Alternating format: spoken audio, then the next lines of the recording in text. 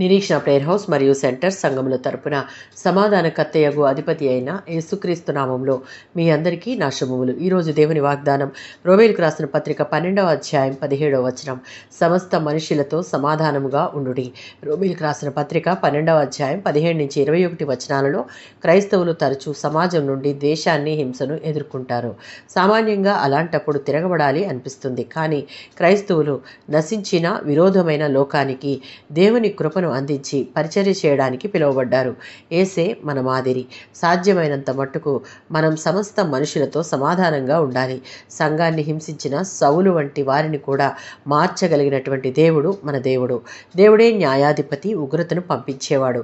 దేవుని యొక్క కృప, ప్రేమలను మన జీవితాలలో కనుపరచడమే మన పని. సిలువపై యేసునందు దేవుడు కీడును జయించాడు. విశ్వాసులు ఈ లోకంలో క్రీస్తుకు ప్రతినిధులు. వారి మంచి ప్రవర్తన ఆయనకు కీర్తిని తెస్తుంది.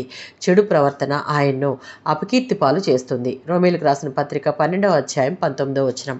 పగ తీర్చుకోవాలన్న కోరిక వ్యక్తుల, కుటుంబాల, జాతుల మధ్య గొప్ప అల్లకల్లోలాలకు మూలాల్లో ఒకటి. క్రీస్తును కలిగిన ప్రజల హృదయాలలో దీనికి తావు ఉండకూడదు. సాధ్యమైనంత వరకు సమాధానము కలిగి ఉండుటకు ప్రయత్నించాలి, ఆచరించాలి. పగ తీర్చుకొనుట దేవుని పని అని వాక్యం ద్వారా దేవుడు సెలవిచ్చి ఉన్నాడు. మొదటి దశలోనికైలకు రాసిన పత్రిక 5వ అధ్యాయం 15వ వచనం. అపకారానికి అపకారం చేయకుండా చూసుకోవాలి. ఒకరికొకరు మనుషులందరికీ అనగా విశ్వాసులకే కాదు అవిశ్వాసులకు కూడా సాధ్యమైనంత వరకు మేలైనవి చేయుటకు ప్రయత్నించాలి. మొదటి పేతురు పత్రిక 3:9. కీడుకు కీడు, దూషణకు దూషణ చేయకుండా ప్రతి ఒక్కరిని దీవించేవారుగా ఉండాలి. సమాధానము, ప్రేమను మనలను ద్వేషించి నిందించు వారి ఎడల కలిగి ఉండాలి.